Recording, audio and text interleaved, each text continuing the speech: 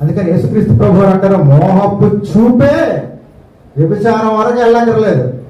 పాత నిబంధన ఏమన్నారంటే వ్యభిచారం చేస్తే తప్పని చెప్పారు.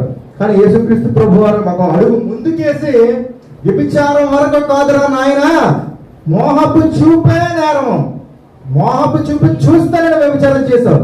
చూడండి ఆయన ఆజ్ఞ చూడండి ఎంత అడ్వాన్స్డ్గా ఉందో. వ్యభిచారం వరకు వద్దు, వ్యభిచారం ఇంకా చేస్తేనే పాపం మన ధర్మశాస్త్రం చెప్పింది. కానీ యేసుక్రీస్తు ప్రభు వారు ఏం చెప్తారంటే మోహపు చూపే నేరము. మోహపు చూపు చూసినప్పుడే నువ్వు వ్యభిచారం చేస్తున్నావు. కానీ చూపుల దగ్గరే ఆపేశాడు యేసుక్రీస్తు ప్రభు వారు. ఎంత పకడ్బందీ అయిన ఆజ్ఞ చూడండి. అలా ఉండగలము మనం? ఎంత పకడ్బందీగా ఉంది, ఎంత పవర్ఫుల్ ఆజ్ఞ.